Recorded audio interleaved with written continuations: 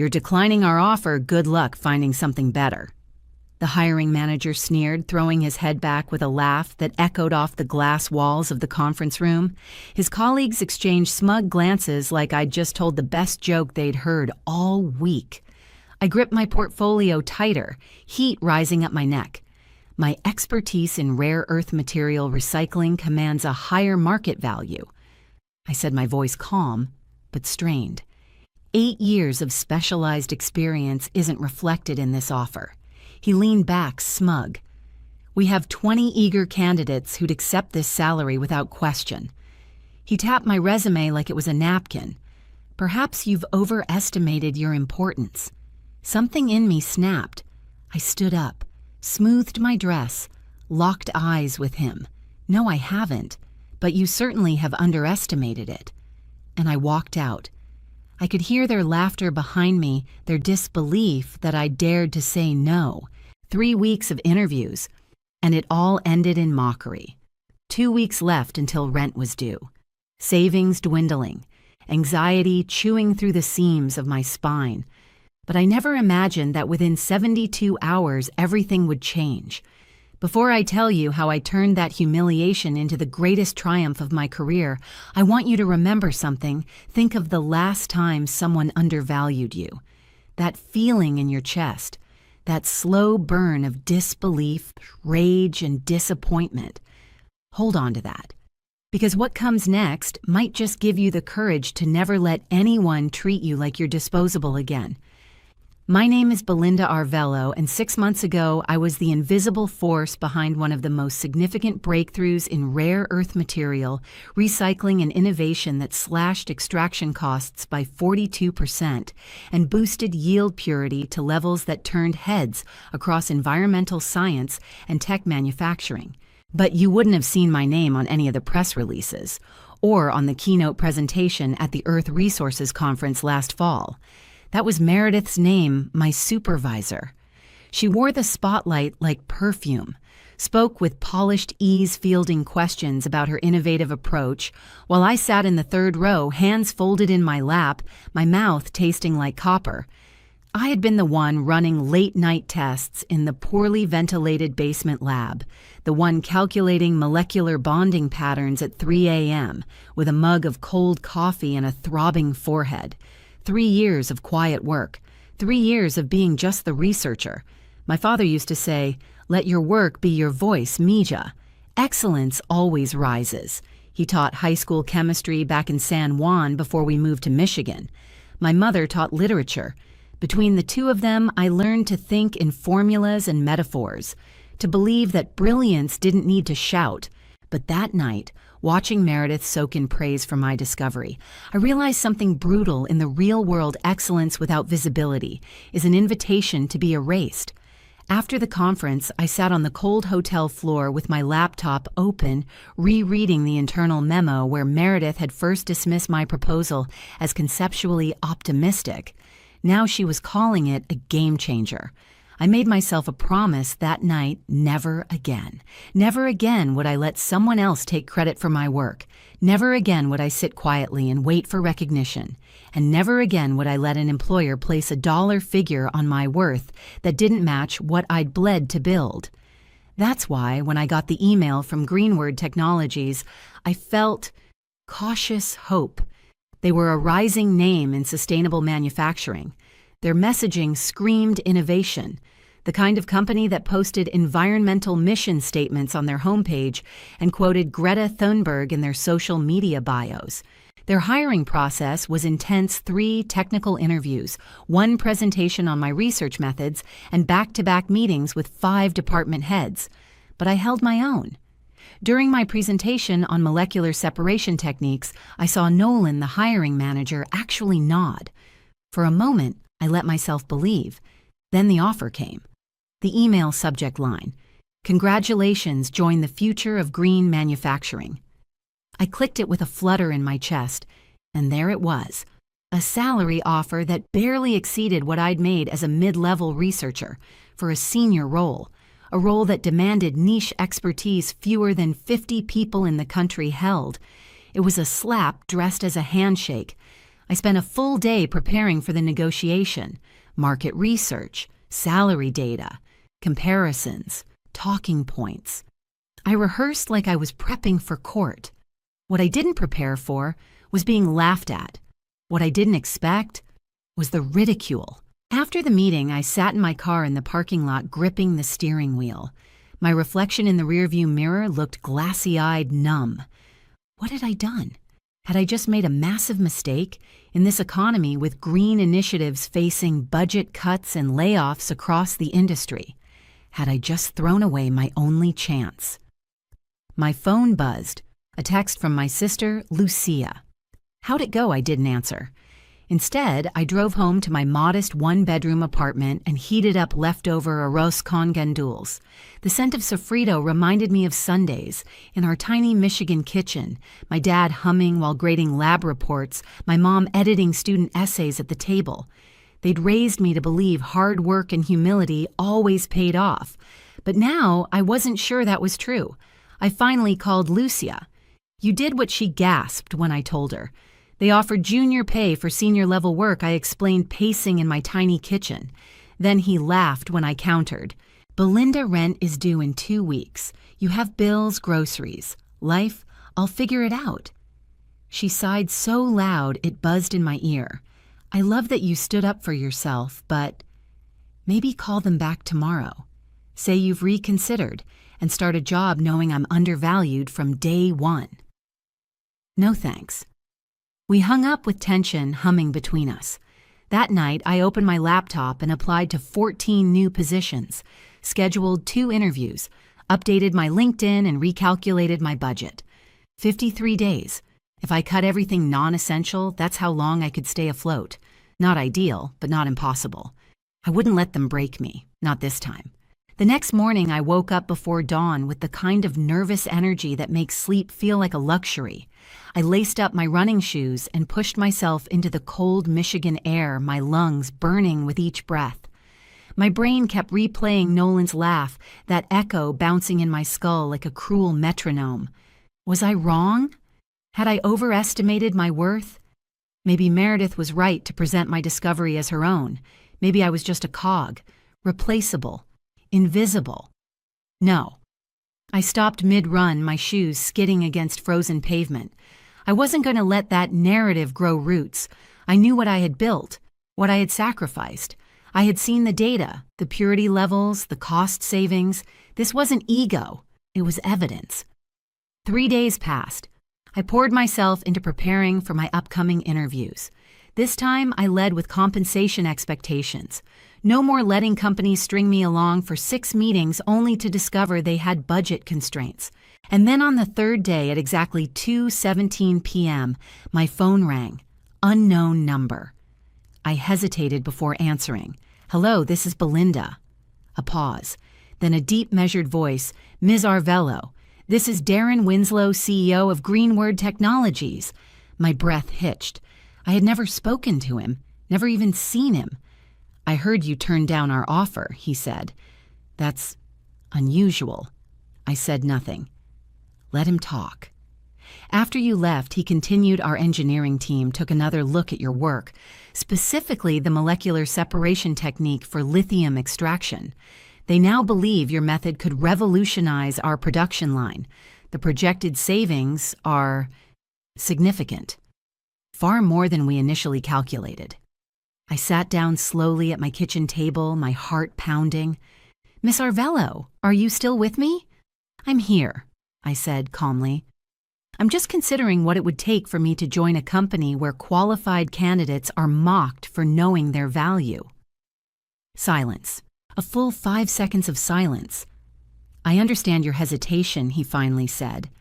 What would it take to bring you on board? I'd thought about this moment. Not specifically with Greenword, but in general. I'd rehearsed it in the shower on long walks in front of the mirror. I'd need 3 things, I said. Go on. First, market rate compensation plus 15% to account for the initial disrespect. Second, I lead the materials division with full autonomy. No rubber stamping, no approvals from someone who doesn't understand the science. He grunted softly. Reasonable. And third, I implement transparent salary bands across all departments. No hidden disparities, no racial or gender pay gaps. If you want someone with vision, I bring it system-wide. A longer silence this time. The first two are doable, he said cautiously. The third is unconventional. So was laughing at a candidate, I said. Yet here we are. You're asking for salary transparency. Yes, with particular attention to addressing the historical underpayment of women and minorities in STEM. I've experienced it. I won't be complicit in perpetuating it. He sighed. I need to talk to the board. Can I call you back tomorrow? I'll await your call. 10 minutes later, an email landed in my inbox from Nolan. Subject follow-up to today's conversation, Ms. Arvello. I understand you spoke with our CEO. Please reconsider our offer. The manufacturing project has already been scheduled around implementing your extraction method. We can't meet our deadlines without your expertise. I apologize if our previous meeting ended on a negative note. I'd be happy to discuss terms that would make you comfortable joining our team. I stared at the screen. The man who mocked me now groveling. I closed my laptop without replying. That night, I went to bed with my phone beside me, half expecting Darren to ghost me. The corporate world was full of promises that vanished with sunrise. But the next evening, he called again. We've reviewed your terms, he said. The board agrees. We'll accept with one modification. I held my breath. We'll implement transparent salary bands. But we need 6 months to do it properly. Legal review, contract alignment, HR systems. Would that be acceptable? My chest tightened. I'd expected pushback, negotiation, a half offer, not full acceptance. That would be acceptable, I said, voice steady. I want to be involved in the review. Of course. We'll draft a contract tomorrow. When can you start? 2 weeks later, I walked through the sleek glass doors of Greenword Technologies. I was no longer a candidate. I was the new director of material sciences, with double the original salary and a signing bonus that covered 6 months of rent. My office overlooked the skyline, a glass wall, a private lab attached. It still smelled like fresh paint and polished ambition. By noon, I'd requested the salary data for my division. When HR hesitated, I reminded them of my agreement with the CEO. The spreadsheet arrived at 3:42 p.m., and what I saw made my hands shake with rage. Women in identical roles were earning up to 22% less than their male peers. Employees with Hispanic surnames like mine averaged 18% less. The longest tenured employees, those who didn't negotiate aggressively, were making substantially less than new hires. I sat there in silence, that old fire reigniting. This wasn't just about me anymore. It never had been. I didn't slam doors, I didn't scream, I didn't send scathing emails. I opened Excel, and I started building a system that would expose everything the company had buried in shadows. By the end of my first week, I had compiled a full compensation discrepancy report across all roles in the materials division. I layered in markers for gender, ethnicity, tenure, and performance reviews. The patterns were sickeningly clear. The silence surrounding them even worse. But I knew better than to confront the rot head-on. Not yet. So I bided my time. I met with every member of my team individually, not to interrogate, to listen. I asked about their work, their frustrations, their aspirations. Most were hesitant at first. Some wore the kind of practiced politeness that comes from being dismissed too many times. But then there were moments, small cracks, where the truth slipped through, like Paloma. She was a research analyst with dark, tired eyes and a brilliant mind that spoke in equations. She lingered after her scheduled meeting, twisting her tablet in her hands. What you showed us in the presentation, she said quietly, about pay disparities. Is that really happening? Yes, I said simply, and we're going to fix it.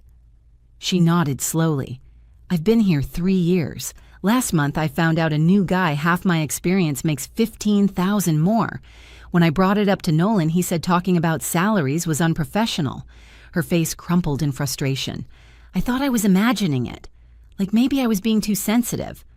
You weren't, I said. You saw it clearly, and I'm glad you did. That night, I updated my master spreadsheet and created a private access folder. Paloma became the first unofficial member of what I started calling my accountability team, a growing network of undervalued employees determined to change the system from the inside. Paloma introduced me to Henri, a chemical engineer with 3 process innovations under his belt, all of which had been quietly attributed to the operations division.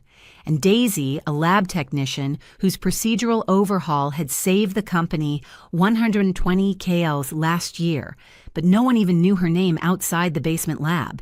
We weren't rebels. We weren't loud. We were careful, methodical, precise.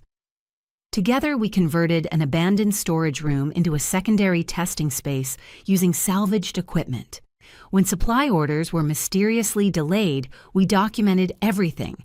Every accidental omission, every scheduling glitch, every email that was mysteriously buried in a group thread. We built a digital trail so detailed that even the most polished executive couldn't gaslight it away. Then came the results. After 6 weeks, we had a prototype tailored to Greenwood's specific manufacturing processes. It increased rare earth recovery rates by 37% and reduced chemical waste by 44%. The potential impact on production millions. I requested a presentation slot at the next executive meeting. Darren approved it without hesitation. That Friday, I stood in front of the board with my team seated behind me, Paloma, Henri, Daisy. Our slides were tight, our projections airtight, our methodology bulletproof. This process, I concluded, could redefine our company's role in sustainable material extraction. And if we're serious about environmental leadership, this is the moment to prove it. Darren leaned forward, visibly impressed. Several board members asked questions, took notes, nodded, and then Nolan spoke. These results, he said with a practiced frown, are preliminary. Implementation would require significant retooling of the production line. That's not accounted for in the current budget. Actually, I said, pulling up our next slide, we've calculated total implementation costs, including retooling training and a 15% contingency buffer. Even with these expenses, ROI would be achieved in 9 months with projected annual savings exceeding $12 million. Murmurs of approval. Nolan's jaw twitched. He tried again. Production downtime could cost us more than you've calculated. We can't afford to gamble on this. We're not gambling, I replied. We've designed a phased implementation using the auxiliary line. Main production will only pause for 2 48-hour windows. Our Gantt chart details the timeline. It's in your packets. I watched him flip through the pages, his eyes hardening as he saw what we'd prepared. The board approved expedited funding on the spot. After the meeting, Darren pulled me aside. Impressive, he said. This is why we brought you in. Thank you, I replied, keeping my voice measured, though the process has been obstructed at points. He raised an eyebrow. Obstructed nothing. My team can't handle, I said with a faint smile, but we should talk, privately. Across the room, Nolan watched us. His smile was tight, his grip on his tablet white-knuckled. The following Monday, my key card was suddenly deactivated from the main lab. Security had no explanation. I texted Paloma. She met me at the side entrance 5 minutes later. They're escalating, she whispered. Also, the research server was maintenance locked last night. We lost access for them, yes. Henri's been mirroring everything to a secure cloud since your second week. I smiled. Good. We continued as if we'd been set back on purpose. I wanted to see how far they'd go. That same afternoon, Nolan called an emergency department meeting scheduled at the exact time I had a virtual call with our main equipment supplier. When I arrived, he was finishing a PowerPoint, which is why we'll be placing Dr. Arvello's project on hold while we reassess resource allocation, he was saying. Preliminary data needs more verification before full commitment. I stepped through the door. That's interesting, I said loudly, because the board approved funding last week and our equipment contract was signed this morning by Darren. The room went quiet. Nolan didn't flinch. Belinda, Dr. Arvello. Yes, The board approved initial funding, but I'm exercising my authority as COO to delay full implementation. Ah, COO. That explained the reach, the power, the resistance. I see, I said. And does the CEO know you're overriding board-backed directives? He hesitated. This isn't a cancellation, he said. It's a pause, a strategic one. That's funny, I replied, because I just got off the phone with Adaptive Systems. They begin delivering equipment Monday. Gasps, murmurs. I held up my tablet showing the signed agreement. Then I turned to the room. Let's discuss the actual timeline we'll be following. For 30 minutes, I led the meeting Nolan had tried to hijack. Assigned roles, delivered action plans, reinforced our path forward. Nolan sat frozen, smile brittle, eyes cold. At the door he caught my arm. You've made a serious miscalculation, he hissed. This company ran fine before you. No one is irreplaceable. I looked him in the eye, calm, clear. That's where you're wrong, Nolan. Some people are irreplaceable. The trick is knowing which ones. The weeks that followed felt like navigating a minefield. Every day brought new obstacles, subtle but deliberate, designed to wear me down. Emails went unanswered or bounced back. Meeting invites vanished from my calendar. Equipment orders were inexplicably delayed, sometimes by weeks. Lab access became a game of cat and mouse with security checkpoints popping up where none existed before. But I wasn't alone.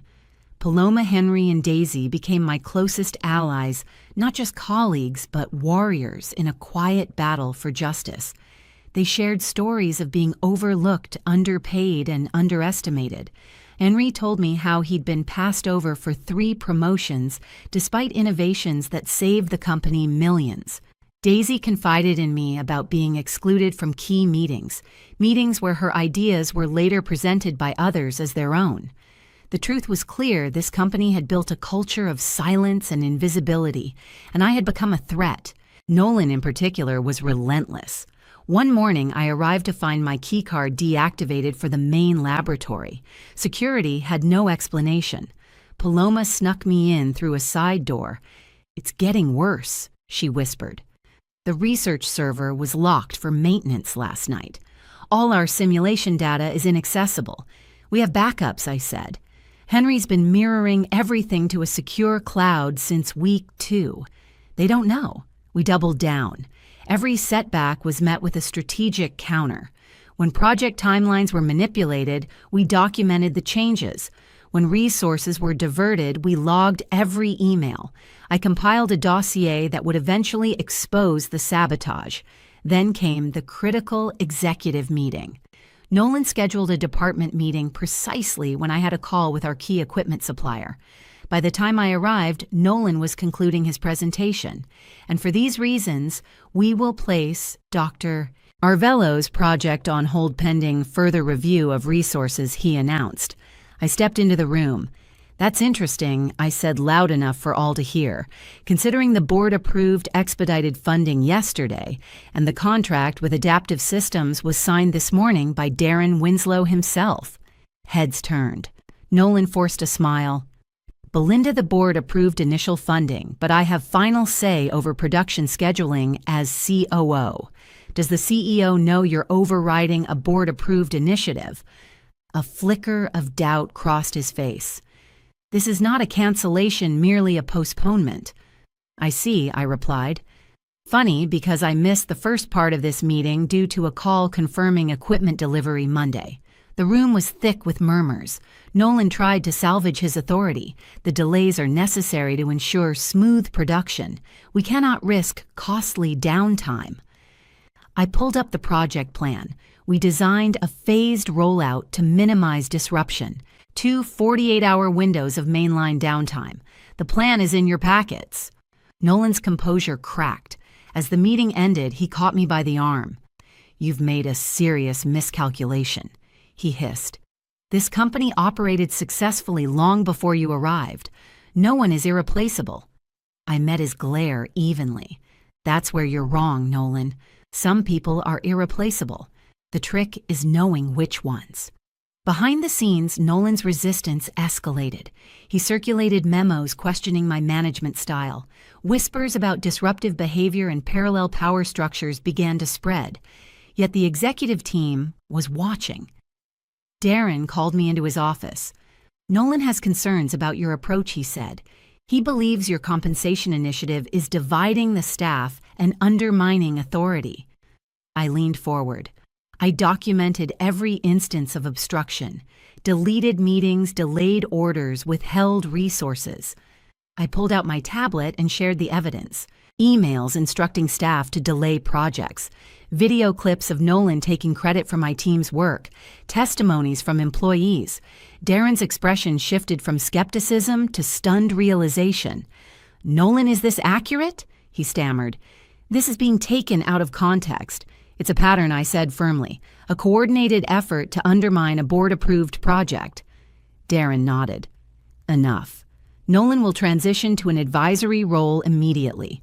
Operations will report directly to me until we find a replacement." A week later, Darren offered me a promotion. "Executive Vice President of Innovation and Operations," he said. "You'll oversee both your division and the operations team. Compensation adjusted accordingly." I stared at the contract. The salary was beyond what I'd imagined. "You've demonstrated technical brilliance," Darren continued, "but more importantly, leadership. You find problems, develop solutions, and stand by your principles." I accepted. 6 months after walking out of that humiliating interview, I sat at the head of the same conference table where Nolan had laughed at me. The company was transformed. Compensation transparency was fully implemented. Turnover halved. Productivity soared by 23%.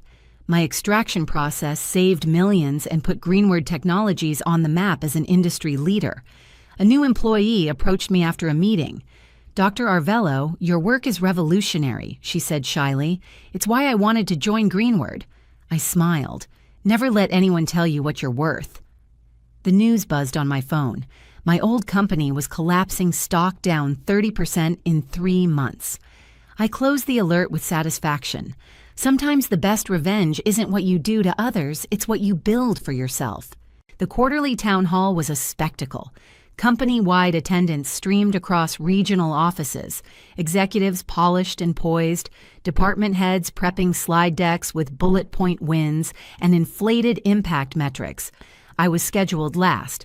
Nolan, still COO for now, was slotted just before me. He strutted to the podium like it was a victory lap, throwing up charts and cost-cutting summaries. I watched silently as he claimed credit for operational efficiencies. He had no hand in describing system upgrades and workflow shifts born directly from my team's labor. Each lie was another tally mark in the column of betrayal. When it was finally my turn, I rose calmly and walked to the stage with a USB drive tucked between my fingers. Before I begin, I said into the mic I'd like to clarify something mentioned earlier. Click. Slide 1, 2 side-by-side photos, our original lab layout, and the revised production line Nolan claimed to have improved. These modifications were designed and implemented by Henri Dubois, a senior engineer on my team. He identified a bottleneck last quarter, proposed a solution, and personally oversaw its integration. Gasps. A few claps. Henri sat upright in his seat, stunned. Nolan's division did assist in the rollout. I continued, but the innovation began here. I tapped my chest. In this room, among undervalued minds. Click. Slide 2. Anonymized salary data broken down by role experience and demographics. Colored graphs, visualizing disparities that no argument could explain away. This, I said, is the current compensation structure across departments. The variances you see aren't based on merit output or tenure. The room shifted.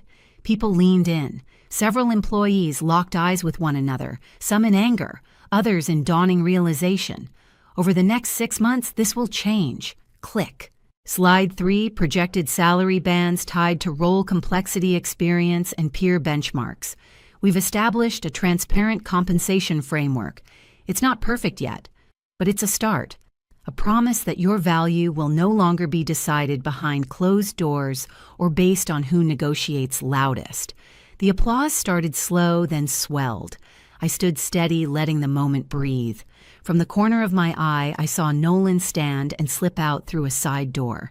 His empire of secrecy had finally cracked, and people could see it. After the town hall, I stayed behind to answer questions. Employees approached one after another. Some thanked me, some looked haunted, some whispered stories of long overdue raises and buried grievances. But then there was one I won't forget. A custodian in his late 50s, name tag reading Luis, approached with cautious eyes. "My daughter just graduated in chemical engineering," he said softly. "I've been working here 12 years. Always wanted her to work someplace where people like her get seen." I nodded, throat tight. "She applied to Greenwood last month. I didn't tell her I work here. She's welcome here," I said, "and this company will deserve her." That evening, Darren called a meeting. A formal one. Suits, legal counsel, HR. Nolan was already seated when I walked in, flanked by the HR director. Dr. Arvello Darren began, "Nolan has raised concerns about your management style." Of course he had. He claims the compensation initiative has created division, that you've undermined the traditional authority structure, and his words built a parallel power base. I said nothing at first. Instead, I reached into my bag and pulled out a folder. "Before we continue, I'd like to submit evidence of obstruction, misattribution, and policy violations." Click. I mirrored my tablet to the conference screen. Slide 1 emails instructing staff to delay or withhold project resources. Slide 2 messages denying team members access to required tools. Slide 3 clips from meetings where Nolan claimed credit for work documented elsewhere. Page after page. Date. Time. Screenshot. Testimony. I also have statements from the 11 employees confirming these actions. Nolan's face flushed. "This is character assassination." "This is a pattern," I replied calmly. "A dangerous one. It threatened not just my project, but the dignity of dozens of employees." Darren turned to Nolan. "Do you deny these are your emails? They're taken out of context, but the evidence was clear, indisputable. Legal even raised concerns about fiduciary breach." An hour later, the board sent a company-wide announcement. Nolan was removed from the COO position, transitioned to an advisory role with all active oversight duties revoked, the operations division now under my command. The next week, I walked into the same glass-walled conference room where I had once been laughed at. Everything was different. The room had been remodeled. The chairs were softer, the lighting warmer. But the biggest change wasn't what you could see, it was what you could feel. Transparency, respect, accountability. I led my first joint meeting as Executive Vice President of Innovation and Operations. Across the table sat every department head, and beside me, Paloma, now promoted to Senior Research Lead. We went over timelines, logistics, hiring plans. Then I stood and addressed the room. I want to remind everyone of something I said. The systems we're building here aren't just about profit margins. They're about value, human value. Let's make sure we never forget that. Afterward, I spotted a new employee lingering at the edge of the room, young, sharp-eyed, clutching a tablet with white-knuckled nerves. She stepped forward, almost shy. "Dr. Arvello, I just wanted to say thank you. I studied your work on lithium recycling in grad school. You're the reason I applied here." I smiled. "And what you did with the salary transparency, my last job had the same problem, but no one did anything. Watching you, it gives me hope." I touched her shoulder gently. "Never let anyone tell you your worth, and never be silent when someone else is being diminished." The Monday after that meeting, I arrived early. The building still smelled faintly of fresh paint and new upholstery from the recent renovations. But deeper than that, I felt something shift in the air, like the company itself was breathing differently, calmer, sharper, cleaner. I passed by the reception desk, nodding to Alina, the front desk coordinator. She used to barely look up. Now she greeted me with a genuine smile. "Morning, Dr. Arvello." "Morning." In the elevator, I checked my email. Buried among updates and budget approvals was a name I hadn't seen in a long time. Meredith, my old supervisor. the one who had taken credit for my breakthrough. She'd sent me a brief message. Belinda. I saw the article in Environmental Innovators Monthly. Impressive work. Congratulations on the promotion. Meredith, no apology. No acknowledgement of what she'd done. Just a thin, distant nod to my success, now that it was undeniable. I didn't reply. I didn't need to. Because that same day, a news alert popped up on my phone. Former industry leader scrambles as Tech Gap's Wyden extraction firm loses key government contract. It was my former company, the one where Meredith had basked in stolen credit. Their stock had dropped 31% in 3 months. Their process had failed to evolve, because innovation can't thrive in a culture that erases the minds behind it. I watched from my corner office overlooking the city. Behind me, Paloma and Henry were debating a new iteration of the lithium filter protocol. Daisy was on a call with a university team in Colorado recruiting more interns. Across the room, our young new hire Akira was testing composite samples. And I felt it. Not pride, not revenge, legacy. The quiet kind that doesn't scream, doesn't burn bridges, but instead builds better ones for others to cross. All because I stood my ground. All because I refused to laugh along with people who found value in diminishing mine. So if you're watching this right now, maybe from a job you hate, maybe after being told you're too much, too demanding, too bold, let me say this. You are not too much.